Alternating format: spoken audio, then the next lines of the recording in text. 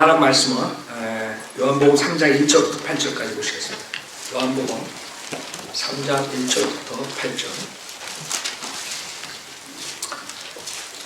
우리가 전주부터 구원 시리즈에 대해서 지금 설교하고 있습니다. 그래서 오늘은 거듭남과 물중생이라는 제목으로 말씀드리겠습니다. 거듭남과 물중생. 요한복음 3장 1절부터 8절. 자, 제가 읽겠습니다. 요한복음 3장 1절. 니코데모라 하는 바리새인 한 사람이 있었으니 유대인의 관원이라. 그가 밤에 예수께 와서 말씀드리기를, 라삐요, 우리는 당신이 하나님께로부터 오신 선생이신 줄을 아나이다. 이는 하나님께서 함께 하지 아니하시면 아무도 당신이 행하시는 이런 기적들을 행할 수 없기 때문이니이다 라고 하더라. 예수께서 대답하여 그에게 말씀하시기를, 진실로 진실로 내가 너에게 말하노니 사람이 거듭나지 아니하면 하나님의 나라를 볼 수 없느니라고 하시니라. 니코데모가 주께 말씀드리기를, 사람이 늙으면 어떻게 태어날 수 있나이까?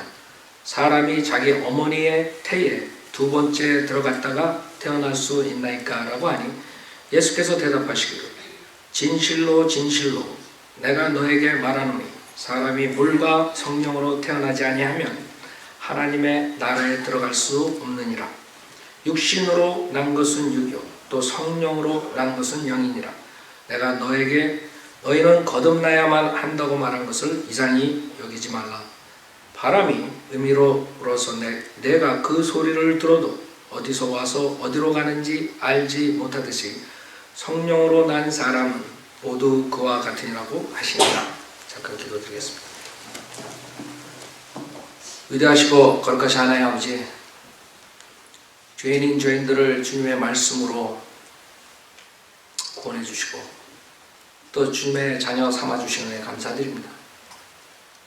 저희들은 주님에게 뿐만 아니라 모든 사람들에게 빚을 졌습니다. 아무것도 한 것 없어 주님의 그 은혜로서 죄사함을 받고 주님의 자녀가 됐습니다. 저희들이 이 말씀을 가지고 나가 선포할 때 또 저희와 같은 많은 사람들이 예수 그리스도 구세주로 영접할 수 있도록 인도해 주십시오. 부족한 저에게 성령으로 충만시켜 주시고 주님께서 이 세상 2000전에 오셔서 말씀하신 이 거듭남에 대해서 정확하게 주님 뜻 안에서 전할 수 있도록 도와주십시오. 모든 것 주님께 부탁드리며 주 예수 그리스도 받도록 기도드렸습니다. 아멘. 지금 요한복음에 니코데모라 하는 바리새인, 지금 말하면 종교계의 지도자죠. 그 당시에 유대인의 종교 지도자가 주님께서 말씀하시는 이 말을 이해를 하지 못하고 있어요. 그 말은 무슨 말이냐면 예수 그리스도께서 오셔가지고 그 전에 있는 사람들이 모르는 말씀을 하셨다는 것이에요. 그 당시에 유대 교회에서 지도하던 그 성경 박사들이 주님께서 하시는 말씀을 몰랐다는 것이에요. 무슨 말이냐면 구약의 예수 그리스도에 대한 모형과 여러 가지 말씀들이 있지만 주님께서 말씀하신 이 거듭남의 새로운 출생에 대한 것은 이 사람들한테는 모르는 부분이 있어요.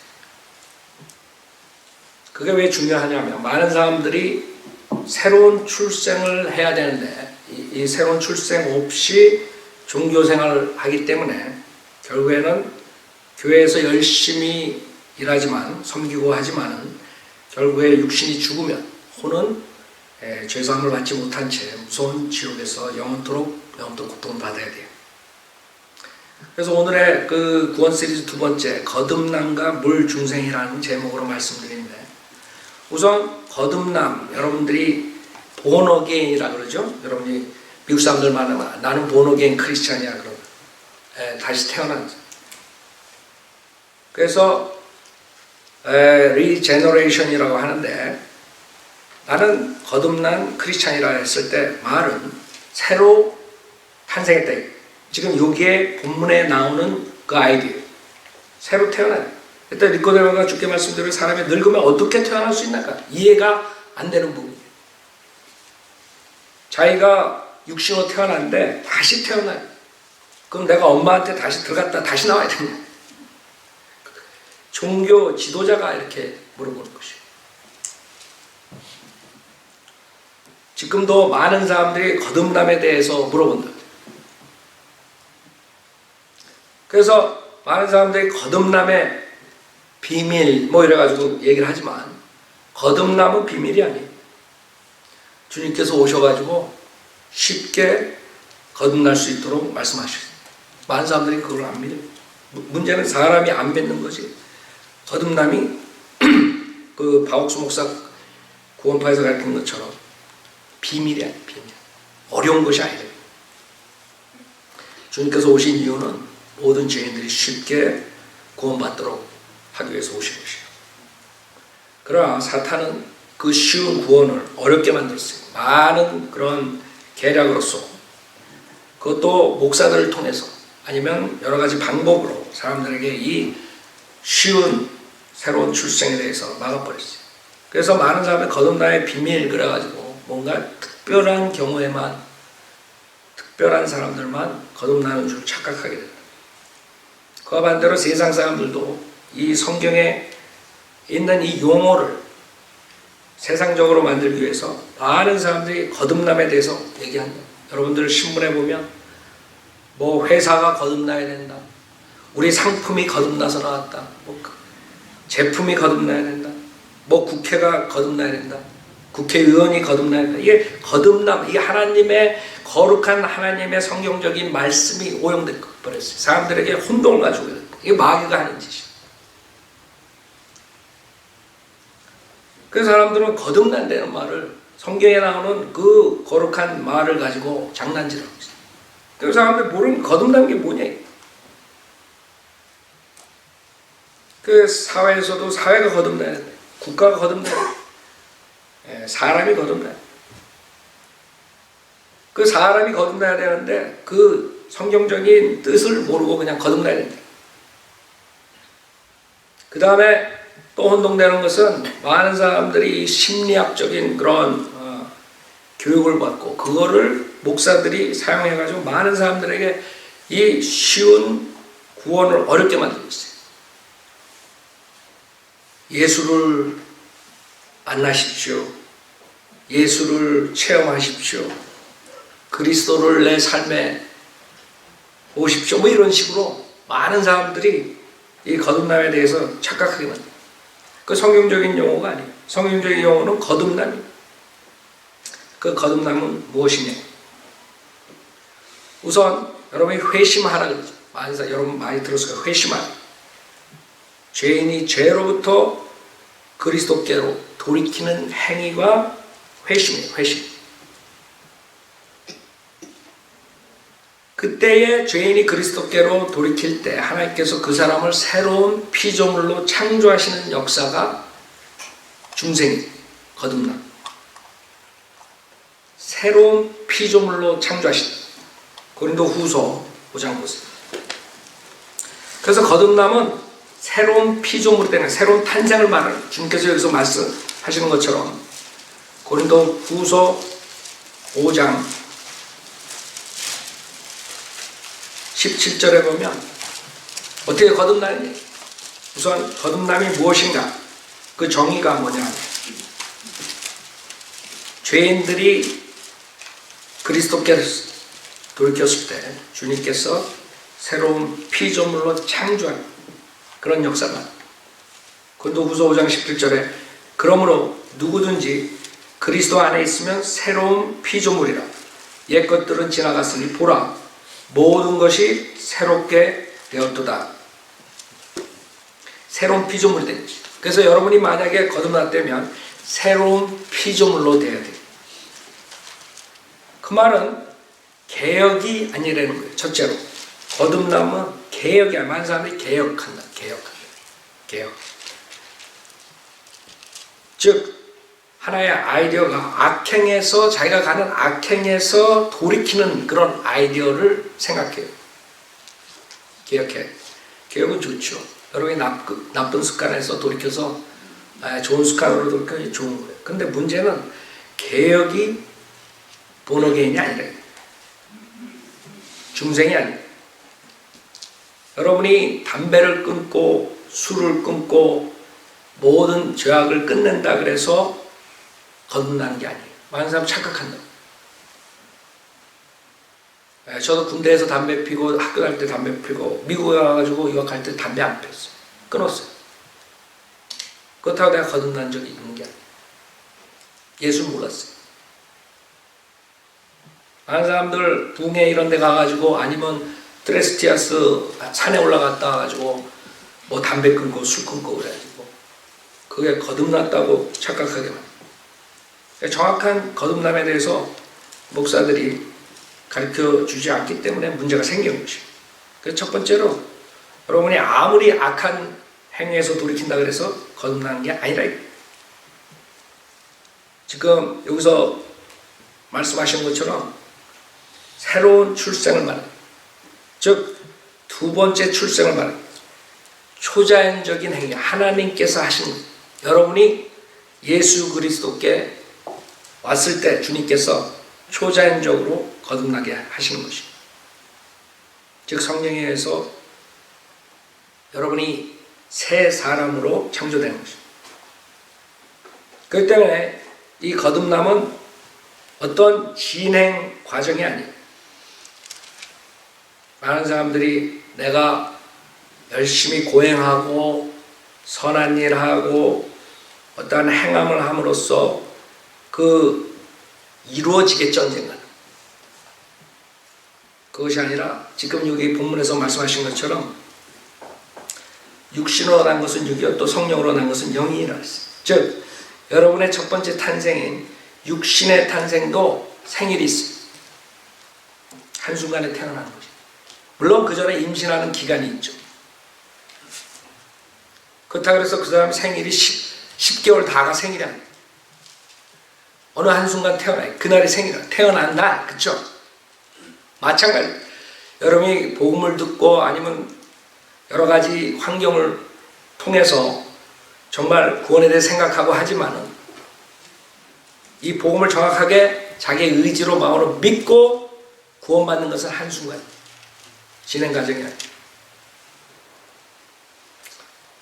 서서히 진행한다고 많은 사람들이 생각해요.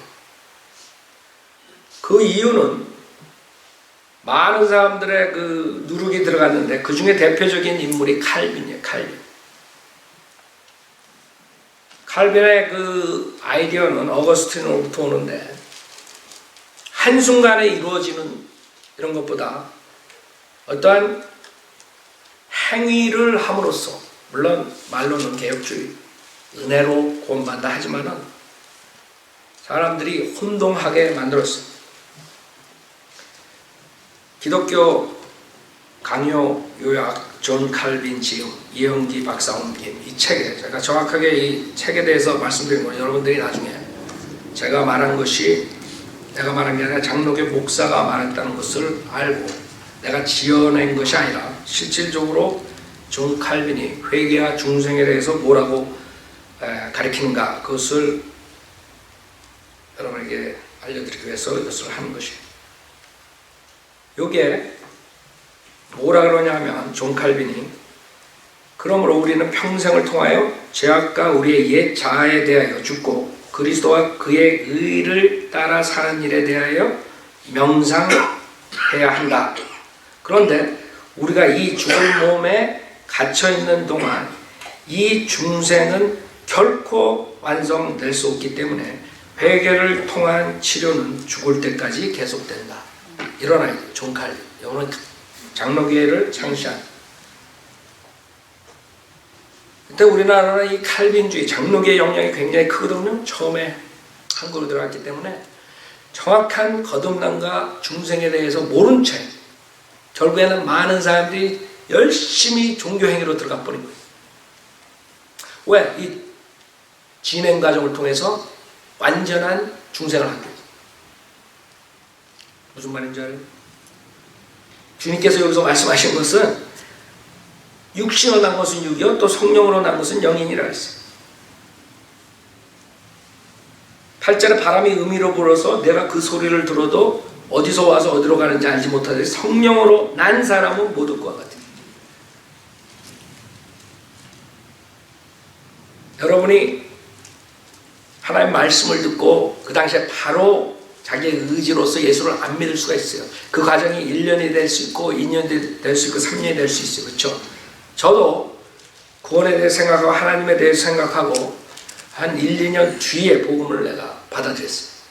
그런 과정이 있어요. 그러나 태어난 것은 정확한 날짜가 있는 거예요. 87년 11월 15일 날 제가 예수님을 영접했어요. 복음을 믿고 내 의지로 내 구세주로 영접했어요. 여러분은 언제가 거듭나는 날이에요? 그걸 아세요? 알아야 돼요. 주님께서는 분명하게 여러분이 거듭나는 것은 성령으로 난 사람은 그 성령으로 그날 나는 게 지금 칼빈이 가르치는 것처럼 어떠한 회개를 계속 함으로써 완벽한 상태에 도달하는 그런 아이디어는 캐톨릭에서는 여러분이 캐톨릭 다니다가 죽은 건 자기가 정말 하늘나라 가는지 어디로 가는지 모르면 잘 해봐야 연옥에 가는 거예요. 거기서도 페이를 많이 해야지 그 자손들이 돈도 내고 기도도 하고 촛불도 갖다 놓고 그래야지 거기서 그냥 천국으로 올라간다. 이런 아이디어. 그게 다 왜 그런 줄 알아요? 이 거듭남에 대해서 거듭남은 개혁이 아니고 거듭남은 서서히 진행하는 과정이 아니고 한순간의 육신의 탄생처럼 한순간에 이룬 그걸 몰라서 그래요. 한순간이라. 언제 여러분이 복음을 알고 마음으로 믿고 입으로 신했냐 그거는 그 순간이지 어떠한 진행 과정을 통해서 하는 게 아니에요. 그 전에 여러 가지 생각할 수 있어요. 어떤 사람이 10년 동안 교회 다니다가도 그 복음을 마음으로 믿고 입으로 시인하고 구원받는 사람이 있을 수 있고 어떤 사람은 교회 한 번도 안 다니고 복음을 듣고 거리에 설교하는 사람에게 인도함을 받아서 예수님 그 자리에 영접할 수도 있는 것이에요. 그러나 한순간에 이루어지는 거예요. 한순간에. 즉 죽었던 영이 살아나는 것이에요. 거듭남이라는 것은. 영이 사는 거예요. 육으로 탄생한 건 육이에요. 여러분이 죽은 영이 살아나는 것이에요. 왜 죽은 영이? 아담과 이브가 그 선과 악의 지식의 나무의 열매를 먹는 날 정령 죽으리라 그러는데 930살까지 아담이 살았어요. 그날 죽은 것이 영이 죽은 것이에요. 인간은 몸, 혼, 영으로 이루어졌어요. 그때 육신은 903살까지 살았지만 영은 죽은 것이에요. 그것을 먹었을 때. 그래서 아담의 자손들이 그 다음부터는 하나님의 형상으로 태어난 것이 아니라 아담의 형상으로 셋이 나와요. 그 아들이. 그때서부터 예수 그리스도 나오실 때까지 십자가 사건이 있을 때까지 하나님의 아들들이 없어요. 사람은. 구약에 나오는 하나님의 아들들은 천사들을 말하는 것이에요. 그래서 하나님의 형상으로 여러분이 다시 되려면은 죽은 영이 살아야 돼요. 그것을 거듭나요. 그래야지만이 하나님의 아들들이 되는 것이에요. 아세요? 그래서 구약에는 하나님의 아들들이 사람이 없어요. 천사들을 욥기 시편에서 하나님의 아들들이라고 그래요. 그러나 예수 그리스도께서 오시고 그 다음으로 예수 그리스도를 믿는 자, 영접한 자들이 하나님의 아들들이 되는 권세를 받았다 그래요. 그때서부터 하나님의 아들들이 다시 나와요. 왜? 하나님의 형상으로 다시 태어난 것이에요. 즉 죽었던 영이 거듭났다. 그래서 주님이 삼위일체처럼 몸, 혼, 영, 몸으로 오신 예수님, 혼이신 아버지, 성령, 하나님, 여러분도 몸, 혼, 영 온전한 하나님의 이미지로 다시 탄생한 것이에요. 그때까지는 하나님의 아들들이 될 수가 없어요. 그것이 거듭남이에요. 그렇기 때문에 지금까지 한국교회에 만연한 그런 아이디어, 열심히 예수 믿고 열심히 내가 하면은 언젠가는 하늘나라 가있지, 이런 아이디어는 마귀가 준 계략이에요. 수많은 사람들 종교 생활하고 지옥으로 보내는 것이에요. 이 세상에 두 가지 종교로 나눌 수 있어요. 하나는 진짜 구원받는 종교는 여러분이 아무것도 할 수 없다는 것을 알고, 내가 아무것도 할 수 없는 죄인이라는 걸 알고, 예수 그리스도가 하나님이시며 내 죄로 십자가에 죽으셨다, 부활하신 사실을 믿고 온전히 예수 그리스도만 의지하고 구원받는 사람이 있고, 나머지 부류, 다른 부류는 교회에 나가든 절에 가 있든 힌두교를 믿든 모슬렘을 믿든 모든 사람들은 내가 노력해서 수고해서 죄사함을 받을 수 있다고 생각하는 사람, 두 부류. 진짜 거듭나는 사람은 나는 아무것도 할 수 없는 죄인이올시다, 그리고 예수님을 의지하고 거듭나는 사람이 있고, 한순간에 나머지 사람들은 다 교회에 나가도 목사든 장로든 권사든 집사든 모두가 다 자기의 노력으로서 아니면 종교 의식으로서 구원받는다고 생각하는 사람. 그래서 거듭남이란 것은 첫째 계획이 아니고 둘째 한순간에 이루어지는 것이고, 그 다음에 여러분들이 성경에는 많은 사람들이 한순간에 구원받은 사람들의 예가 있어요. 예를 들어 사도 바울이 사도행전 9장에서 구원받아요. 그쵸? 한순간에 구원받아요. 코넬료가 사도행전 10장에서 구원받아요. 그 자리에서. 그 다음에 빌립보 간수가 사도행전 16장에서 그 자리에서 구원받아요. 한순간에 구원받아요. 한번 사도행전 16장 보세요. 왜 근데 목사들이 교회에만 나와야지 열심히 해야지만 구원받는 것처럼 하느냐, 모르겠어요. 그 사람들이 왜 그렇게 가르치는지. 물론 어떤 사람들은 몰라서 할 수도 있고, 어떤 사람들은 알면서 교회로 사람들 몰게 하기 위해서, 교회에 묶어놓기 위해서 하는 수도 있고, 그거는 모르겠어요. 그러나 지금 한국교회에서 온전한 이 거듭남에 대해서, 구원에 대해서 전파가 안 되고 있어요. 사도행전 16장 30절에 보세요.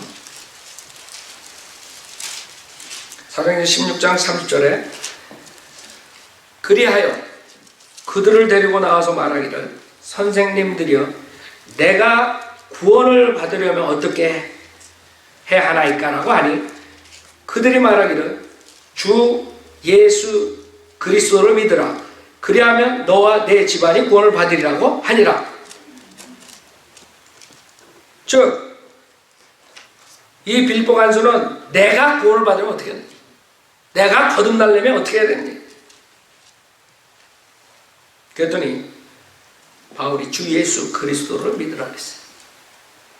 네가 지금부터 교회에 나와서 내가 가르치는 설교대로 듣고 행하고, 그 다음에 세례도 받고 침례도 받고, 그 다음에 성찬식에도 참석하고 주의 만찬에 참석하고 뭐 이런 식으로 해야지만이 네가 중생된다, 이러지 않았다.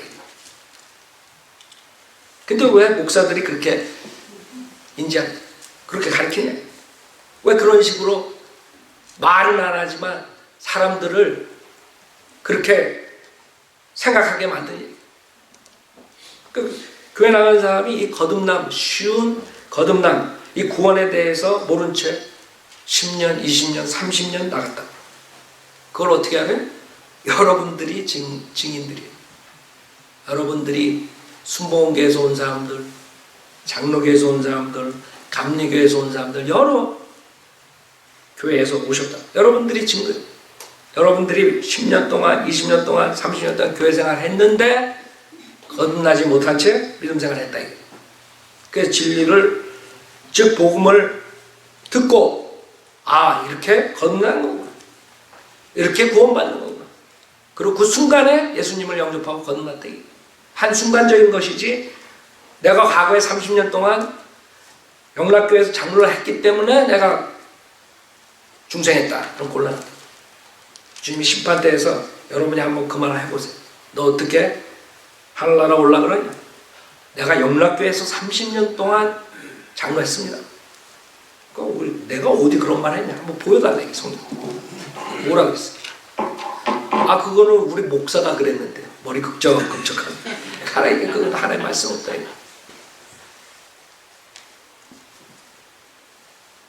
그런 식으로 믿음 생활하는 것이에요. 근데 왜 이렇게 거듭나는 게 쉬운데, 예수 그리스도 믿으면 되는데 왜 많은 사람들이 혼동 속에 있느냐 이게. 그 이유는 지금 본문에 있어요. 요한복음 3장에 주님께서 대답하시기를 5절에 진실로 진실로 내가 너에게 말하노니 사람이 물과 성령으로 태어나지 아니하면 하나님의 나라에 들어갈 수 없느니라. 지금 이것을 어떻게 가르치냐면 물은 세례고 성령으로 태어납니다. 그러니까 물 세례를 받아야지. 그래서 지금 제목이 거듭남과 물 중생이에요. 그것이 사도들이 정확한 은혜 복음을 전한 다음에 나온 제일 처음 이단 교리예요. 즉 구원 받으려면 뭐예요? 세례 받아야 된다. 침례 받아야 된다. 물 중생이에요. 이 구조를 가지고 나오는 것이에요. 그래서 여러분이 서면대로 믿는 침례교회 외에 카톨릭에서 나온 모든 교회는 유아 세례라는 것을 주는 것이에요. 그 이유가 뭐예요? 물로 거듭나야 됩니다. 즉 세례를 받아야 거듭난다. 그때 여러분이 유아 세례라는 것을 카톨릭에서 했었는데 그것을 가지고 장로교에서 감리교에서 하는 것입니다. 많은 사람들이, 한국 사람들은 어거스틴 그러면 굉장히 존경해요. 어거스틴은 캐톨릭 목사예요. 캐톨릭 교리를 놓은 사람이에요. 어거스틴의 영향받은 사람들이, 수많은 사람들이 중생에 대해서 몰라요. 거듭남에 대해서. 그렇기 때문에 지금까지 2000년 동안 사도들이 은혜 복음을 정확하게 전하고 간 뒤로 엉망진창이 돼버렸어요. 결국엔 캐톨릭이란 거대한 집단을 만들어낸 것이에요. 생각해보세요. 여러분 캐톨릭 기독교라고 생각하는 데서 수많은 사람들이 기독교인이 안 되는 것이에요. 왜? 캐톨릭의 역사를 보면 사람 죽이는 일에 앞장선 사람들이에요. 세상에 거듭난 사람들이 사람을 죽여요? 말이 안 되잖아요. 말이 안 되니까 이 사람들이 기독교라는 것은 이거는 모순 덩어리다 이렇게 해버리는 것이에요. 진짜 기독교는 캐톨릭에 들어가지 않은 사람들이 지킨 것입니다. 그 사람들로 인해서 종교개혁자들이 나온 것이에요. 그 뒤로 영향을 받아서. 그러나 그 캐톨릭에 핍박받으면서 유럽에서 피신하면서 자기 복음을 전파한 사람들이 있었어요. 2000년 동안. 그걸 모르는 거예요. 그 사람들이 침례교도들이라고. 많은 사람들이 침례교가 캐톨릭에서 나온 줄 알아요. 모든 교단들은 캐톨릭에서 나왔어요. 성공회도 그렇죠. 장로교도 캐톨릭에서 나왔죠. 감리교도 캐톨릭에서 나왔죠. 감리교는 성공회에서 나왔지만 성공회는 캐톨릭에서 나왔죠. 결국에 캐톨릭의 누룩을 가지고 나온 것이에요. 그러나 침례교도들은 캐톨릭들이 잡아서 죽였던 사람들이에요. 이단이라고 그래요. 그때 순수한 은혜 복음을 전파하는 사람들이 있었다고요. 단지 소수였기 때문에 많은 세상 사람들은 캐톨릭이 기독교라 해요. 우리는 캐톨릭 기독교라 한 거예요. 모슬렘이나 불교나 힌두교처럼 다른 종교를 보지 순수한 기독교가 될 수가 없죠. 거듭남에 대해서도 제대로 안 가르친다고. 그래서 이 구절이 물 세례를 받아야 거듭난다. 하나님의 도성, 제가 저번 때도 인용했죠. 어거스틴이 쓴 건데 김종흡이라는 사람이 옮긴 것이고, 여기에 보면 어거스틴, 한국 교회 목사들이 존경하고 한국 교회에 다니는 많은 교인들이 존경하는 어거스틴이 뭐라고 얘기를 했냐.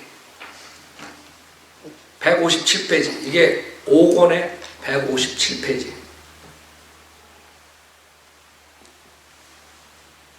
여기 밑에 16번. 은혜의 법은 중생한 자의 전생애를 주관한다. 이렇게 했어요. 이거 제목만 보면은 뭐 은혜로 구원받다 이런 아이디어를 가질 수 있어요. 자, 봐요.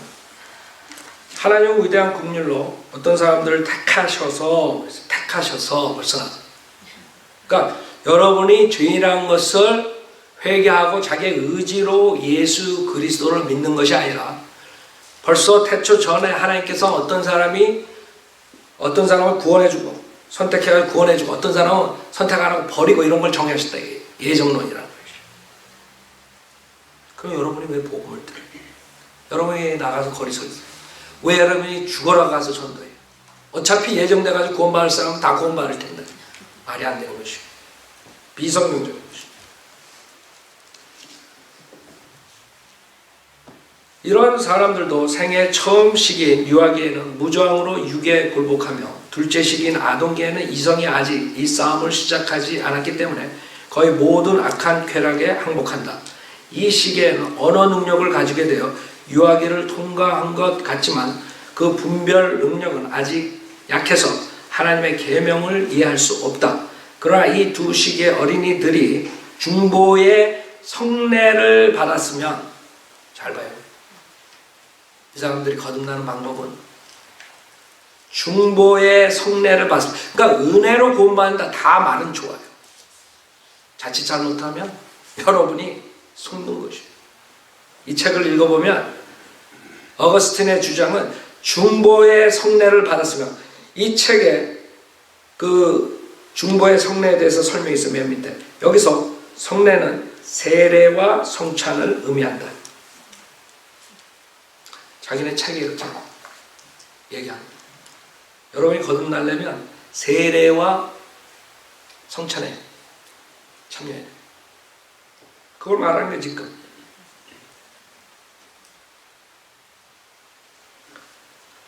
어거스틴 시대에도 유아들도 세례를 받은 직후에 성찬을 받았다. 펠라기우스의 논쟁에서 그는 어른들뿐 아니라 어린이들도 영생을 얻기 위해서는 세례와 성찬을 모두 받아야 한다고 주장했다. 이 책에서 김 목사가 얘기한 게 이게 그 유명한 하나님의 도성이 City of God 많은 사람들이 얘기하는 그 책이라고. 그래서 여기서 주장하는 게 어거스틴의 주장이 뭐냐면 중보의 성례를 받았으면 즉 그 유아 세례를 받고 성찬에 참석했으면 곧 세상을 떠나더라도 암흑의 세력에서 그리스도의 나라로 옮겨졌기 때문에 영벌로 가지 않을 뿐 아니라 사후의 정화의 고통도 받지 않을 것이다. 쭉 구원받고 거듭나는 것이 어떻게 하면 돼요? 어린아이들도 세례를 받고 성찬에 참석해요. 근데 놀랍게도 한국교회 목사들이 어거스틴은 신보다 더 높이 쳐요. 칼빈은 하나님보다 더 높이 쳐요. 칼빈만에 저항하면 여러분 죽는 거야. 그 교회에서. 여러분이 장로교 다니면서 칼빈이 잘못 가르쳤다 그래봐. 어떻게 되나요 여러분? 어거스틴에 대해서 부정적으로 얘기해봐. 여러분 어떻게 되나?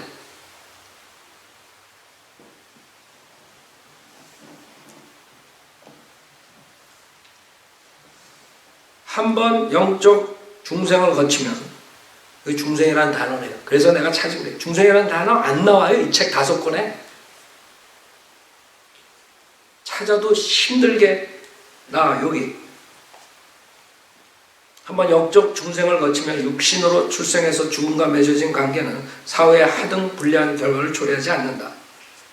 그러나 계명을 이해하며 법의 지배에 복종할 수 있는 시기에 이르며 정죄받을 죄에 빠지지 않기 위해서 죄악과의 전쟁을 시작하고 격렬히 싸워야 한다. 죄악들이 힘을 얻지 못하였으면 매일 승리하는 사람에게 죄는 더욱 쉽게 극복된다. 그러나 죄악이 상습적으로 정복하며 지배하면 많이 수고해야만 그것을 겨우 이길 수 있다. 이 사람의 능력이 성경을 푸는 능력이 이 정도예요. 우리 교회 국민학생들도 구원과 성화에 대해서 더 정확하게 알아요.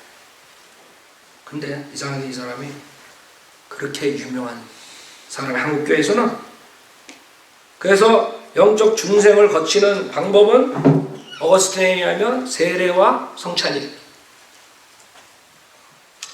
여기서 물을 세례로 착각했던 거예요. 답은 간단해요. 그럼 물과 성령이 태어난 것은 무슨 말이냐? 다음 구절에 설명이 있어요. 그래서 하나님 말씀은 다 하나님 말씀에 설명이 되어 있어요. 그래서 그 다음 절에 뭐라 그랬어요? 육신으로 난 것은 무엇이요? 육이요. 성령으로 난 것은 영이요. 첫 번째 탄생은 뭐예요? 육신의 탄생이에요. 그래서 거듭나야 된다 이거예요. 답이 여기 있는 거예요. 여러분이 창세기 1장 20절에 보면 제일 먼저 생명이 어디서 나와요? 물에서 나와요. 여러분이 엄마 뱃속에 있을 때도 물속에 있는 거 알아요? 성경에는 물의 탄생을 그렇게 말씀하십니다. 육신적 탄생, 육적 탄생을 말하는 것이죠. 뭐가 어려워요? 성경이. 즉 하나님의 나라를 보려면 육신으로 1차 탄생한 것뿐만 아니라 성령으로 다시 거듭나야 돼요. 그거를 지금 얘기하는 것이죠. 어려워요? 근데 수많은 사람들이 거기에 걸려 넘어가는 것이에요. 그래서 우리는 거듭나는 방법은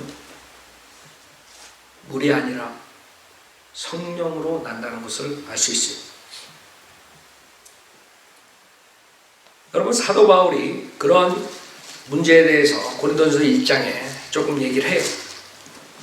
만약에 세례나 침례, 한국교회는 세례라 그러죠. 원래 침례가 맞아요. 물에 잠겼다가 나온 거예요. 그래서 우리는 여기 침례탕이 있죠. 그것은 주님과 같이 죽었다가 다시 부활한 것을 상징하기 때문에 여러분 죽을 때 흙 속에 쑥 들어갔다 나와요? 아니면 그냥 흙 뿌리고 죽어요? 그거 차이예요. 상징이라고요. 그래서 우리는 침례라고 해요. 자, 고린도전서 1장에 만약에 어거스틴처럼 세례를 받음으로써 중생한다고 생각했으면 고린도전서 1장에서 사도 바울이 이렇게 얘기할 필요가 없어요. 뭐라 그래요? 그때 파가 생겼어요. 어떤 사람은 바울파다, 어떤 사람은 아폴로파다, 어떤 사람은 게바파다, 어떤 사람은 그리스도파다. 이런 것에 대해서 지금 책망하는 것이죠.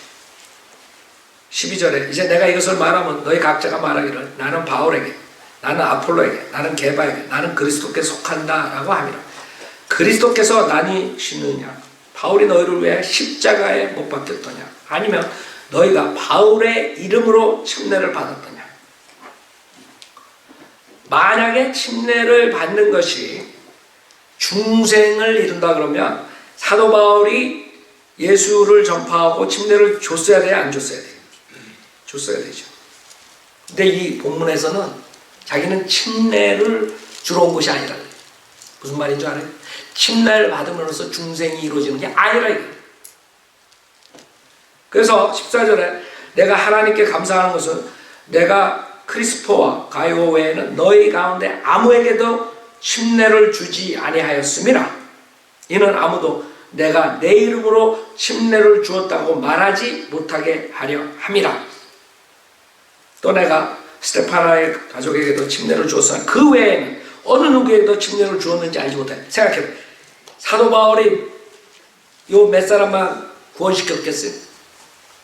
다니면서 엄청난 많은 사람들을 구원시켰을 거라. 근데 왜 여기서 몇 명만 침례 주느냐 이게. 그 답은 침례가 중생을 이루는 게 아니기 때문에 복음을 전파하고 구원시키는 데 힘을 다 쏟은 거지 침례를 주러 온 거 아니라. 무슨 말인지 알죠? 그래서 어거스틴하고 칼빈이 이 구절에 의하면 맞지가 않는 것이죠. 그 사람들은 죽어라고 유아세례. 캐톨릭에서도 죽어라고 유아세례. 캐톨릭에서 유아세례를 주는 이유는 딱 하나예요. 뭐예요? 애 낳으면 니네들은 내 것이다 이거예요. 한마디로 말해서. 유아세례를 통해서 니네들은 캐톨릭 교회의 임원이다. 그거 하나예요. 교회 키우기 위해서. 그래서 17절에 그리스도께서 침례를 주게 하려고 나를 보내신 것이 아니에요. 생각해봐요. 침례가 중생을 하고 거듭나게 하고 구원받게 아니라 침례를 주게 하라고 보내지 주님께서. 근데 침례를 주게 하려고 나를 보내신 거 아니라 그랬잖아요. 뭐가 문제예요? 침례를 주게 하려고 나를 보내신 것이 아니라 복음을 전하게 하려고 보내셨노라. 그렇죠? 분명한 거예요.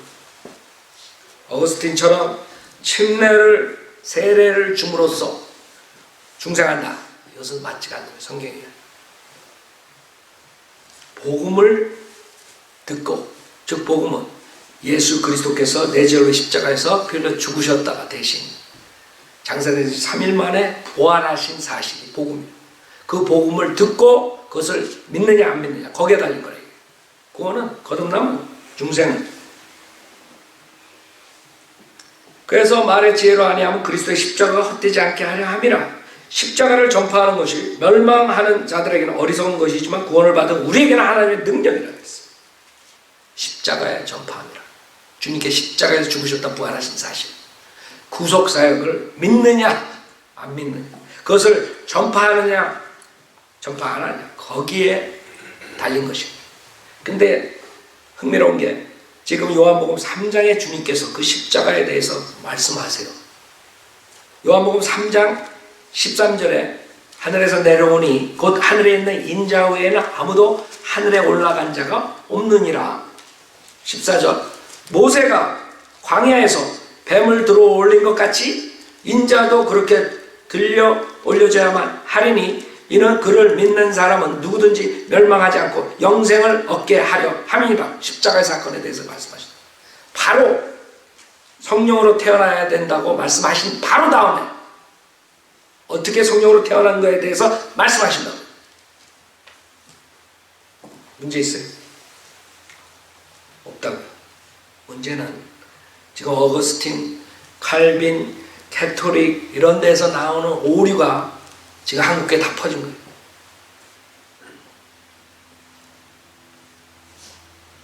그래서 우리 거듭나는 것은 개혁이 아니고 즉각적으로 순간에 이루어지는 것이고, 그 다음에 거듭나는 방법은 물로가 아니라 성령으로 거듭나는 것입니다. 어떻게 성령을 받느냐? 어떻게 거듭나냐? 베드로전서 1장 23절 보세요. 하나님께서 도구로 뭐를 쓰세요? 성령으로 거듭나게 하기 위해서 베드로전서 1장 23절에 주님께서 말씀하세요. 즉 사도 바울도 하나님의 말씀을 들음으로써 믿게 되고 그 믿음으로써 구원을 받는다고 로마서에 갈라디아서에 말하죠. 마찬가지 베드로전서 1장 23절에 너희가 거듭난 것은 썩어질 씨로 된 것이 아니라 썩지 아니할 씨로 된 것이니 살아있고 영원히 거하는 하나님의 말씀으로 되었느니라.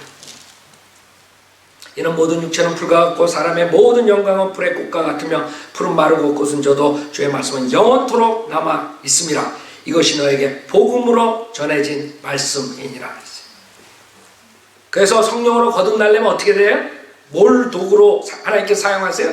성령의 칼인 하나님 말씀으로 거듭나게 하는 거예요.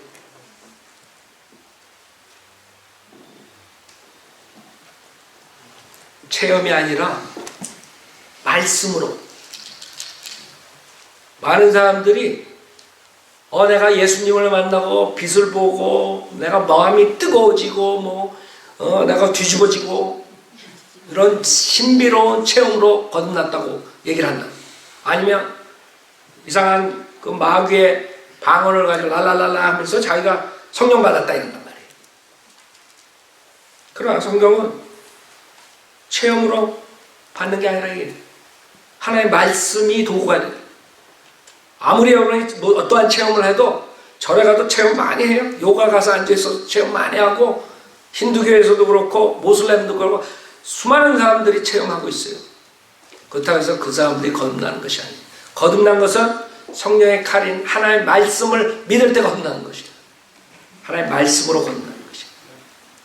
하나님의 말씀은 보이지 않는 살아있는 것이에요. 여러분 말씀 믿을 때 그 성령님께서 여러분 안에 들어가는 것이에요.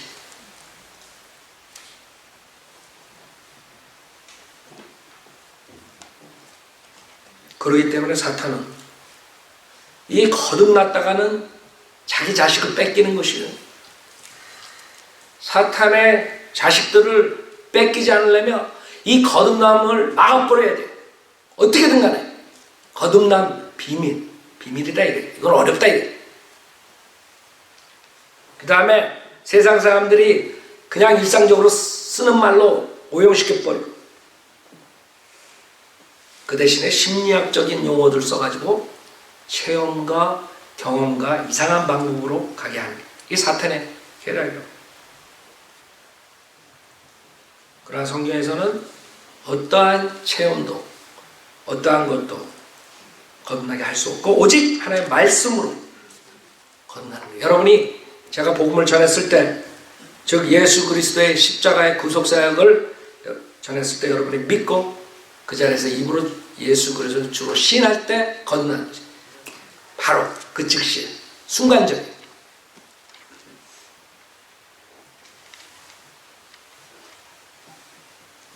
그 왜 많은 사람들이 이 영적인 탄생하고 육신적인 탄생하고 혼동하느냐? 왜 많은 사람들이 세례 침례를 받아야 거듭난다고 가르치냐? 왜 많은 사람들이 이상한 방언을 해야지 성령을 받는다고 그렇게 가르치느냐? 한 구절만 에베소서 1장 보세요. 여러분 성령을 어떻게 받아요? 성경에는 처음에 오순절날 그 다음에 초대교회에 몇 번에 걸쳐서 그룹적으로 성령이 임하는 장면을 보여줘요. 그 다음부터는 없어요. 왜 그런 줄 알아요? 주님께서 약속하셨어요. 제자들한테 너희를 예루살렘에서 기다리라. 이게 성령님 오실 때까지 기다리라. 그러니까 이 사람들이 그룹적으로 그것을 받고 그 표적을 보고 아 성령이 왔구나 아는 거예요. 그러나 그 뒤에는 그렇게 성령을 받는 게 아니에요. 성경에 어디에서도 사도행전 그 3번에 걸쳐서 나오는 거 외에 그런 체험으로서 성령이 임하는 장면이 나온 게 하나도 없어요. 근데 지금 순복음교회나 오순절교회에서 그렇게 가르쳐요. 첫째 오순절에 했던 방언은 그 사람들이 하는 것처럼 그런 방언이 아니에요.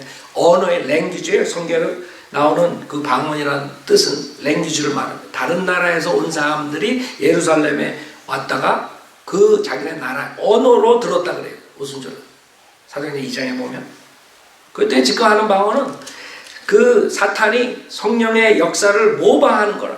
마지막 때 미혹의 영이 하는 거예요. 에베소서 1장 13절에 보면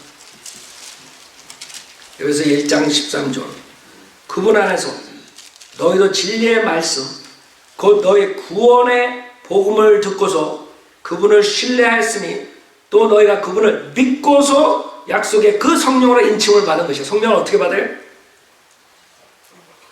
그 구원의 복음을 듣고 믿을 때 받는 것이 아세요?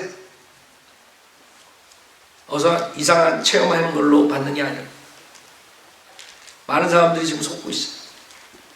그래서 성령이 한번 들어오면 그 다음에는 14절에 이는 값주고 사신 그 소유를 구속하기까지 우리의 유업의 보증이 되사 그의 영광을 찬양하게 하되 즉 인치시고 그 소유를 구속할 때까지 떠나지 않는 그 성령님께서 그렇기 때문에 오순절의 특징은 뭔지 알아요? 순복음교회의 특징은 그렇게 랄랄라 했을 때 성령이 들어왔고 그 다음에 또 죄를 지면 성령이 떠나고 이런 식으로 생각합니다. 그러나 구약 때에는 그랬어요. 왜? 구약 때는 십자가 전의 사건. 그래서 다윗도 성령이 떠날까봐 기도하잖아요. 죄 짓고. 그러나 신약에는 뭐라 그래요? 분명하게 13절, 14절에 성령으로 인침을 받고 그 소유를 구속하기까지 우리의 유업의 보증이 돼서 그의 영광을 찬양해요. 그 소유를 구속하기까지가 뭐예요? 여러분 그 소유란 건 몸이에요. 몸.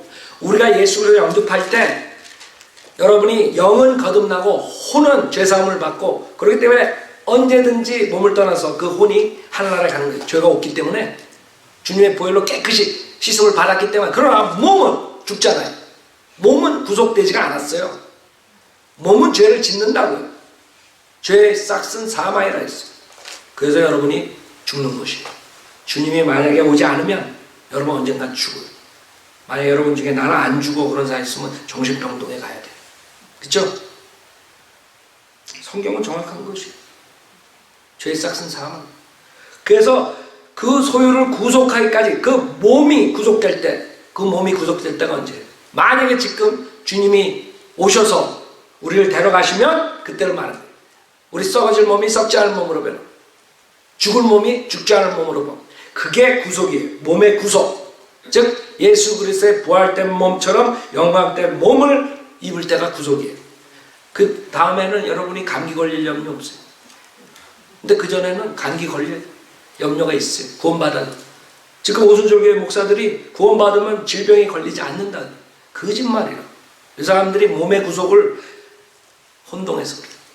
여러분 예수를 믿을 때는 몸이 구속되지 않아요. 근데 그런 목사들도 나중에 보면 치과에 와서 다 앉아있어요. 그리고 성도들한테 치과 가지 말라 그래. 우리 치과 의사가 있으니까 제일 먼저 달려간다. 침 맞으러 제일 먼저 달려가.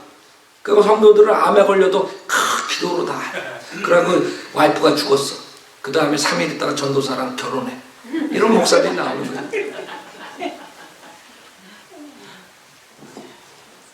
내 친척의 교회에서 강원도 춘천에서 있었던 얘기예요. 알아요? 말을 지어낸 것이 아니에요.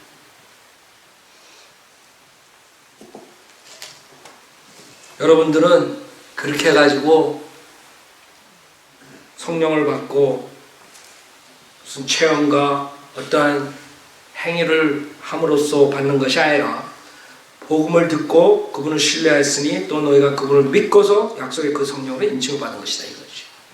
그래서 사도행전 그 그룹적으로 3번의 성령이 임하는 장면 외에는 나오질 않아요. 이제는 여러분이 2000년이 지났어요.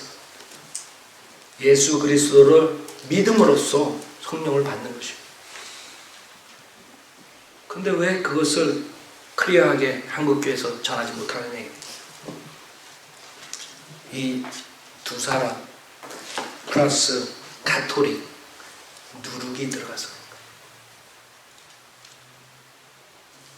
성경과 다르게 가르치는 사람들이 있어서 그래요. 그래서 여러분들이 이제는 태어났어요. 뭘로 태어났어요? 요한복음 1장 그 앞에 보세요. 1장 12절에 그러나 누구든지 그를 영접한 사람들에게는 하나님의 아들들이 되는 권세를 주셨으니 즉 그의 이름을 믿는 사람들에게 이제는 하나님의 아들들이 되는 것이에요. 여러분이 과거에 죄 속에서 방탕하게 사탄의 아들로서 죄를 짓고 살았지만 자기가 그리스도께 왔을 때 주님께서는 하나님의 아들로 중생시키는 것이에요. 다시 태어나게 하는 거예요. 새로운 출발을 하는 것이에요. 새로운 탄생이 되는 것이에요. 그래서 이제는 죽은 영이 살았기 때문에 하나님의 형상을 여러분이 다룬 거예요. 많은 사람들이 그냥 일반적으로 하나님의 형상 닮았지 인간은. 아담과 이브가 죄를 졌을 때 창세기에서 그 아들 셋이 나올 때 하나님의 형상으로 태어났다 그러지 않아요. 아담의 형상에 따라 셋이 나왔다 이러죠. 이제는 우리에게 소망이 있는 것이고 무슨 소망이야? 하나님의 아들로 태어날 수가 있는 것이요. 새로운 출생할 수 있는 것. 어떻게 하면? 거듭나면.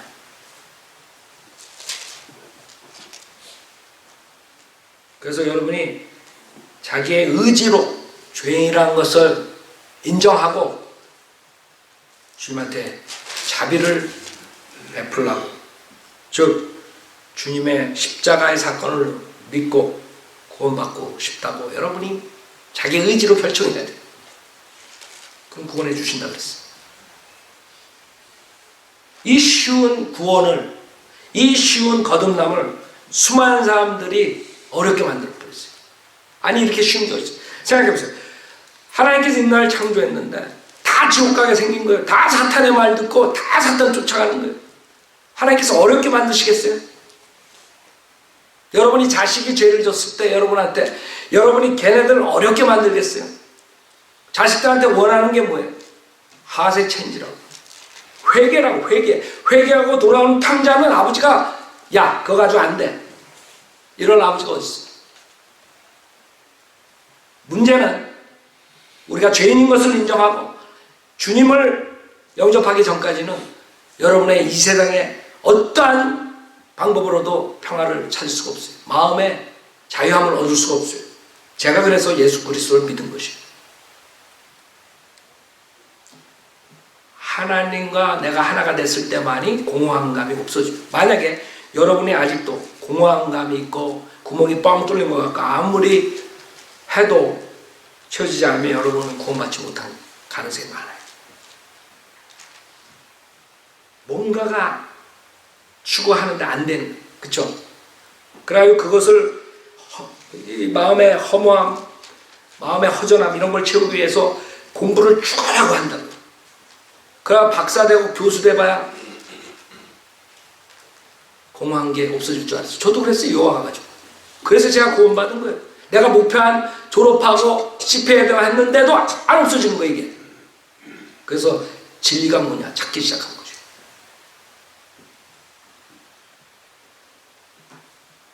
그러기 위해서 사람들 그 구멍을 메꾸기 위해서 돈으로, 쾌락으로, 이성으로, 도박으로, 술로, 마약으로 열심히 일로써 그걸 메꿔팔려고 해요. 그러나 한번 해보세요. 여러분이 정치를 해가지고 대통령이 돼가지고 모든 걸 다 이루었다고 생각하고 허전한 게 없어질 줄 알죠. 오바마한테 가서 물어보세요.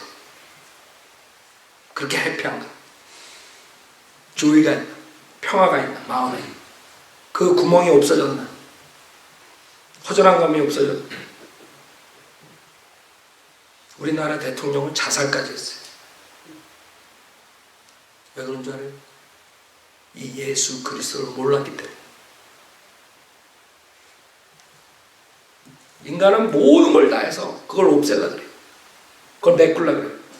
그러나 여러분이 아셔야 되는 건 하나님 방법으로, 하나님 말씀만이 여러분을 중생시킬 수 있고, 하나님 말씀을 믿을 때 성령님께서 여러분에 들어와서 죽은 영을 살리고 여러분의 몸과 혼과 영을 할례시키고 절단시키고 여러분을 그리스도의 몸의 일지체로 만드시는 것이, 그 작업이 믿음만으로 되는 것이.